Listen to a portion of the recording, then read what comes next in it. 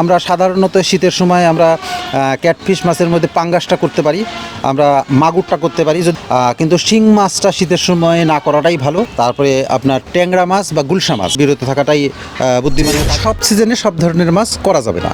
যেই সমস্ত মাছগুলান আমাদের শীতকে সহ্য করে বেঁচে থাকতে পারে বা প্রতিকূল পরিবেশে টিকে থাকতে পারে, সেই ধরনের মাছগুলা নিয়ে চাষাবাদ করার দরকার।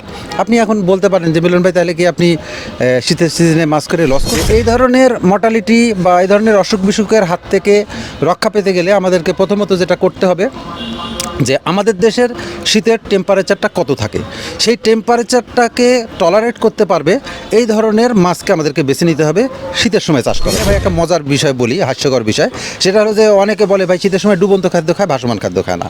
তো ডুবন্ত খাদ্য তো আসলে আমরা ট্যাঙ্কে দিয়ে দিই বা পুকুরে দিয়ে দিই, সেটা আমরা দেখতে পাই না, এই জন্য মনে করি ওটা বোধহয় খেয়ে নিয়েছে।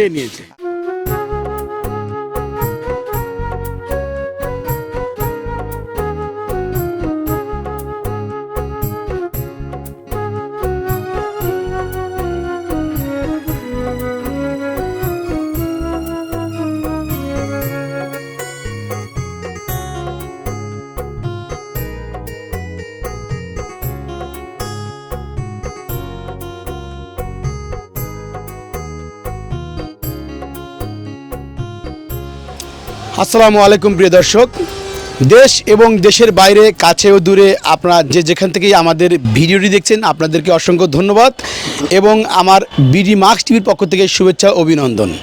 বন্ধুরা, আজকে আমি যাকে এখানে দেখতে পাচ্ছেন তাকে আপনারা অবশ্যই চেনেন, সে আমাদের মিলন ভাই। তো আমরা মিলন ভাইয়ের কাছে কিছু গুরুত্বপূর্ণ তথ্য জানার জন্য এসেছি। আপনারা অনেকে কমেন্টে বলেছেন যে মিলন ভাইয়ের আপডেটগুলো কী সেটা জানতে চান এবং শীতকে কীভাবে মিলন ভাই পার করলো সে বিষয়ে জানতে চান। তো আমরা আসছি মিলন ভাইয়ের কাছে, আমরা মিলন ভাই জানবো। ভাই আসসালামু আলাইকুম। ওয়ালাইকুম সালাম রহমতুল্লাহ। ভালো আছেন? জি আছি আলহামদুলিল্লাহ, আপনি ভালো আছেন? জি আলহামদুলিল্লাহ ভালো আছি। তো ভাই শুরুতে জানতে চাইবো একটা বিষয়, যে আসলে আপনার তো অনেক যে শ্রোতা, কারণ আপনি একজন বিশাল বড় খামারি, আপনার কাছে অনেকের অনেক আশা, অনেক কিছু জানতে চায়, শিখতে চায়, জানতে চায়। তো আমাকে অনেকে ফোন করে, আমি জাস্ট আপনার নাম্বারটাই দিয়ে দিই যে উনি একজন অভিজ্ঞ লোক, ওনার কাছে আপনারা জিজ্ঞেস করেন আর কি। তো এই তো শীত পার করছেন আপনারা, শীত পার করলেন, আর শীতের কয়দিন বাকি আছে? আর এই হয়তো 10-12 দিন পরে শীত শেষ হয়ে যাবে। শীত শেষ হয়ে যাবে মানে মার্চে মোটামুটি পুরো গরম পড়ে যাবে। জি জি জি।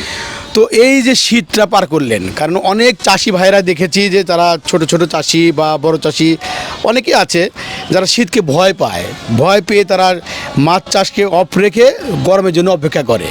কিন্তু আমি দেখেছি যে আপনি আসলে বিশাল বড় প্রজেক্ট, আপনার তো শীতকে ভয় পেলে চলে না, এবং আপনি শীতকে কখনো ভয় পান না এবং ওটাকে আপনি বন্ধ করে রাখেন না। কিন্তু এই শীতটাকে কীভাবে আপনি মোকাবেলা করেন আর এর রিকভারি করেন কীভাবে, শীতটাকে মোকাবেলা করেন কীভাবে একটু বলবেন?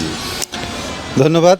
শুরুতেই বলে নিই, আমি আসলে বড় চাষি না, আমি একজন ক্ষুদ্র চাষি, ক্ষুদ্র উদ্যোক্তা। তো আসলে চাষির মাপ বড় চাষি না ছোট চাষি, সেটা তার মূল্যায়ন হয় তার কর্মের উপরে, তার জলাশয়ের আকার আকৃতির উপরে না। তো প্রথমে একটা জিনিস বলি আমি দর্শকদের জন্য, যে আপনারা যদি চাষি হতে চান, অনেক বড় বড় জলাশয়ে চাষ করে ব্যর্থ হওয়ার থেকে ছোট জলাশয়ে চাষ করে সফল হওয়াটাই সবচেয়ে বড় জরুরি বিষয়।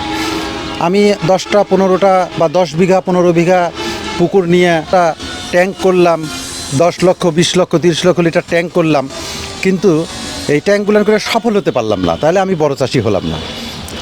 আমার 2টা ট্যাঙ্ক বা 1টা ট্যাঙ্ক, কিন্তু মাছ চাষ করে আমি সফল হলাম, আমি মনে করি সে হলো বড় চাষি। তো সেই ক্ষেত্রে আসলে 100% সফলতা আমরা যে ট্যাঙ্কের ক্ষেত্রে পেয়েছি এটা আসলে সত্য না। এখনও এটা গবেষণা পর্যায়ে আছে যে আমাদের দেশের আবহাওয়ার সাথে বিভিন্ন সিজনে বিভিন্ন ধরনের মাছ চাষাবাদ হয়, সব আবহাওয়াতে সব ধরনের মাছ সুইটেবল না, চাষাবাদ হয় না। তো আমাদের যেই প্রশ্নটা আপনি করলেন যে শীতের সিজনটা যে পার করলাম, কি সমস্যা আমাদের এই মাছ চাষে হলো বা এগুলো আমরা কিভাবে মোকাবেলা করলাম, আসলে মোকাবেলা করতে গিয়ে নতুন নতুন কিছু জিনিস শিখলামও। সেটা হলো যে সব সিজনে সব ধরনের মাছ করা যাবে না। যেই সমস্ত মাছগুলান আমাদের শীতকে সহ্য করে বেঁচে থাকতে পারে, বা প্রতিকূল পরিবেশে টিকে থাকতে পারে সেই ধরনের মাছগুলো নিয়ে চাষাবাদ করার দরকার। আপনি এখন বলতে পারেন যে মিলন ভাই তাহলে কি আপনি শীতের সিজনে মাছ করে লস করছেন? না ভাই, আমি লস করিনি, কিন্তু আবার বলতে পারেন লস করছিও। কীভাবে লস করছি? যে আমি সব ধরনের মাছ এই শীতে চাষ করতে যাই, দেখলাম যে কিছু কিছু মাছের কোনো গ্রোথ হয় না, কিছু কিছু মাছের মর্টালিটি চলে আসে, কিছু কিছু মাছের শীতজনিত কিছু ধরনের অসুখ বিসুখ চলে আসে। তো এই ধরনের মর্টালিটি বা এই ধরনের অসুখ বিসুখের হাত থেকে রক্ষা পেতে গেলে আমাদেরকে প্রথমত যেটা করতে হবে যে আমাদের দেশের শীতের টেম্পারেচারটা কত থাকে, সেই টেম্পারেচারটাকে টলারেট করতে পারবে এই ধরনের মাছকে আমাদেরকে বেছে নিতে হবে শীতের সময় চাষ করার জন্য। আমরা যদি সারা বছর সব ধরনের মাছ করতে চাই তাহলে এটা আমাদের জন্য বোকামি হবে, কারণ প্রকৃতির বাইরে গিয়ে আমরা কোনো ধরনের চাষাবাদ করতে পারবো না। যে তাহলে শীতে কি কি মাছগুলা চাষ করা সুইটেবল, কি কি সুইটেবল না, এবং গরমে কি কি মাছগুলা চাষ করা যায় না, সেই মাছগুলো যদি চিহ্নিত করে বলতেন আর কি। ধন্যবাদ। আমরা ট্যাঙ্কে সাধারণত মাছ করি হলো ক্যাটফিশ জাতীয় মাছ। ক্যাটফিশ মাছ হলো যেই সমস্ত মাছের গায়ে আঁশ থাকে না এবং মুখে সুর থাকে, এই জাতীয় মাছকে আমরা ক্যাটফিশ বলি। এই জাতীয় মাছকে যদি আমরা লক্ষ্য করি তাহলে দেখবো যে গুলশা, ট্যাংরা, শিং, মাগুর এই জাতীয় মাছগুলান হলো আমাদের ক্যাটফিশ জাতীয় মাছ। তো ক্যাটফিশ জাতীয় মাছগুলানের শরীরে যেহেতু আমাদের কোনো প্রকারে আঁশ থাকে না, সুতরাং এই মাছগুলান বিভিন্ন ধরনের ভাইরাস দ্বারা আক্রান্ত হওয়ার এবং ব্যাকটেরিয়া দ্বারা আক্রান্ত হওয়ার সম্ভাবনা খুবই বেশি থাকে। আবার আমাদের যেই সমস্ত মাছ আমরা বাংলা মাছ বা সাদা মাছ বলি সেগুলো হলো রুই, কাতল, সিলভার, কার্পু এই জাতীয় মাছ। এই জাতীয় মাছের গায়ে আঁশ থাকে, কিন্তু এই জাতীয় মাছগুলান করতে গেলে একটা বড় শীতের সময় একটা বড় যে সমস্যাটা হয় সেটা হলো যে এই মাছগুলান শীতের সময় নড়াচড়া করে না এবং খাবার খায় না, কারণ শীতে ম্যাক্সিমাম প্রাণী শীতনিদ্রায় চলে যায়। তো যে কারণে আমাদের দেশে আমরা যে সাদা মাছটা করি সেই সাদা মাছটা যে আমরা পুকুরে বা ট্যাঙ্কে বা যেখানেই করি সেখানে দেখা যায় কি যে শীতের সিজন যখন শুরু হয় তখন ট্যাঙ্কে আমরা খাদ্য দিলে সে খাদ্যটা খায় না। এখানে ভাই একটা মজার বিষয় বলি, হাস্যকর বিষয়, সেটা হলো যে অনেকে বলে ভাই শীতের সময় ডুবন্ত খাদ্য খায়, ভাসমান খাদ্য খায় না। তো ডুবন্ত খাদ্য তো আসলে আমরা ট্যাঙ্কে দিয়ে দিই বা পুকুরে দিয়ে দিই, সেটা আমরা দেখতে পাই না, এই জন্য মনে করি ওটা বোধহয় খেয়ে নিয়েছে। আর ভাসমান খাদ্যটা যেহেতু ভেসে থাকে ওই জন্য আমরা দেখতে পাই আসলে খাইনি। কিন্তু আসলে সত্য কথা হলো যে শীতের সময় যে সমস্ত পুকুরে সাদা মাছ থাকে অর্থাৎ বাংলা মাছ থাকে সেই সমস্ত মাছ কোনোটাই খায় না। আপনি যে ডুবন্ত মাছ খাদ্যটা দিয়েছেন সেটাও সে খাবে না, ভাসমান খাদ্যটা দিয়েছেন সেটাও সে খাবে না। পানি নিচের স্তরে গিয়ে একটা নির্দিষ্ট জায়গায় নড়াচড়া করে না, চুপচাপ থাকে, ফলে তাদের খাবার কোনো আগ্রহ থাকে না। এই খাবার আগ্রহ না থাকার কারণে তাদের এই গোটা শীতের সময়টায় তাদের চলাফেরা বা জীবন ধারণের শক্তিটা তারা অর্জন করে তাদের শরীরে সঞ্চিত প্রোটিন থেকে। তো এই প্রোটিনটা কি হয় একটা নির্দিষ্ট সময় ভেঙে কার্বোহাইড্রেটে রূপান্তরিত হয় এবং এই কার্বোহাইড্রেট থেকে যে শক্তিটা আসে সেই শক্তি দ্বারা সে তার শরীরের অভ্যন্তরীণ যে বিপাক ক্রিয়াগুলান আছে সেই বিপাক ক্রিয়াগুলান সে চালাতে থাকে। তাহলে এই যে একটা জিনিস লক্ষ্য করে দেখেন যে প্রোটিন ভেঙে কার্বোহাইড্রেট হয়ে সেই কার্বোহাইড্রেটটা মাছের শরীরের বিপাক ক্রিয়ার জন্য ব্যবহার হয়, কিন্তু কার্বোহাইড্রেট জমে কিন্তু কখনো প্রোটিন হতে পারে না। একাধিক কার্বোহাইড্রেট একত্রিত হয়ে কিন্তু কখনো প্রোটিন হয় না, প্রোটিন ভেঙে কিন্তু কার্বোহাইড্রেট হয়। তো যে কারণে আমাদের এই শীতের সময়ে মাছগুলো যেহেতু খায় না, সুতরাং এই শীতের সময় দেখবেন যে আপনি যদি পুকুরে বা ট্যাঙ্কে যদি ধরেন একটা 700 গ্রামের মাছ আপনি ছাড়েন বা শীতের আগে আপনি মাছটাকে ওজন করলেন 700 গ্রাম, শীতের পরে মাছটাকে ওজন করলে দেখবেন সেটা 500 গ্রাম হয়ে গেছে, 200 গ্রাম কমে গেছে। তো এই কমে যাওয়ার পিছনে এটাই মূল কারণ যে সে তার শরীরের প্রোটিন পার্সেন্টটাকে ভেঙে সে কার্বোহাইড্রেটে রূপান্তর করে সে তার শীতের সময়কার যে শক্তিটা দরকার ছিল সেই শক্তি হিসেবে সে ব্যয় করছে, ফলে তার ওজনটা কমে গেছে।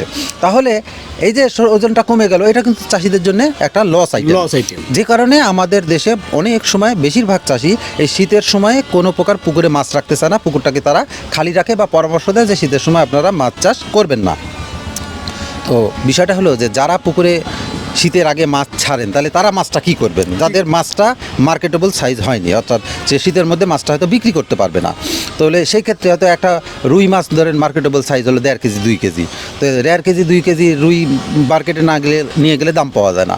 আপনার মাছটা হয়ে গেছে হয়তো আপনার 700 গ্রাম 600 গ্রাম 700 গ্রাম, তাহলে এই মাছটাকে যদি আপনি বাজারে নিয়ে যান তাহলে আপনার লস হবে। সেই ক্ষেত্রে আপনার ব্যবস্থাটা কী বা সেক্ষেত্রে আপনি কী ব্যবস্থা করবেন? তো সেই ক্ষেত্রে আমার পরামর্শ হলো যে যেহেতু মাছটা খাবে কম, মাছটা ধরেন গরমের সময় হলে সে হয়তো 50 গ্রাম খেত বা 100 গ্রাম খেত, শীতের সময় সে একবারে যে খাবে না তা না, শীতের গ্রামের সময় মনে করেন সে 3 ভাগের 1 ভাগ খাবে, হয়তো মনে করেন 30 গ্রাম খাবে। তাহলে 30 গ্রাম যে খাবে, এই 30 গ্রাম আপনি গরমের সময় তাকে যে খাদ্যটা দিয়েছেন, সেই খাদ্যটা ছিল হয়তো খুদের ভাত, গম সিদ্ধ বা বিভিন্ন ধরনের হাতে বানানো খাদ্য আপনি তাকে খাইয়েছেন। ফলে তার ভিতরে প্রোটিন পার্সেন্টেজ ছিল কম, কিন্তু সে বেশি পরিমাণে খাদ্য খাওয়ার কারণে তার প্রোটিন কভারেজটা হয়ে গেছে। তো শীতের সময় যেহেতু সে খাদ্য কম খাবে, সেজন্য আপনাকে যেটা করতে হবে যে অল্প খাদ্যের মধ্যে প্রোটিন পার্সেন্টটাকে বাড়িয়ে দিতে হবে। যে আপনি যদি শীতের সময় একটু হাই প্রোটিনের খাদ্য দেন, সে 30 গ্রাম খেয়ে দেখা যাচ্ছে তার শরীরে 10 গ্রাম প্রোটিন গেল। আপনি গরমের সময় 100 গ্রাম খাইয়ে তার শরীরে প্রোটিন গেছে 10 গ্রাম বা 15 গ্রাম, তাহলে শীতের সময় সে খাবে 15 গ্রাম, তাহলে 30 গ্রাম, তাহলে 30 গ্রামের ভিতরে আপনি 10 গ্রামই প্রোটিন দিয়ে দেন। তাহলে কি হবে যে তার শরীরের যে ওজনটা, এই ওজনটা কমবে না। এই প্রোটিন পার্সেন্টেজ ঠিক থাকার কারণে শীতের পরেও দেখবেন যে সেই মাছটা হয়তো বৃদ্ধি না হলেও কমে যাবে না।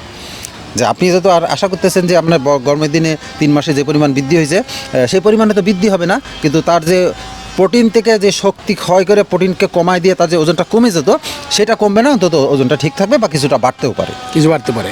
সেক্ষেত্রে জানাবেন আমাকে যে আসলে স্পেসিফিকভাবে শীতের ভিতরে তাহলে কী কী মাছ আসলে ট্যাঙ্কে চাষ সম্ভব? জি, ধন্যবাদ। খুবই ইম্পর্টেন্ট এবং গুরুত্বপূর্ণ একটা প্রশ্ন করছেন, যে শুধু নট অনলি ট্যাঙ্কে, পুকুরেও আমরা যেই জিনিসটা করার চেষ্টা করব সেটা হলো যে ট্যাঙ্কে করি বা পুকুরে করি, যে কোন মাছটা প্রতিকূল পরিবেশে সর্বোচ্চ টলারেন্স করতে পারে, সর্বোচ্চ প্রতিকূল পরিবেশকে টলারেট করে সে তার জীবন ধারণ করতে পারে, বা তার শরীরের ভিতরে এমন মেকানিজম থাকতে হবে যে মেকানিজমের কারণে শীতের সময় তার ওজনটা কমবে না। সেটা হলো যে আমাদের কিছু মাছ আছে যেই মাছগুলান প্রতিকূল পরিবেশকে যথেষ্ট মানে সহ্য করে সে বেঁচে থাকতে পারে। তার মধ্যে একটা উল্লেখযোগ্য মাছ হলো মাগুর মাছ।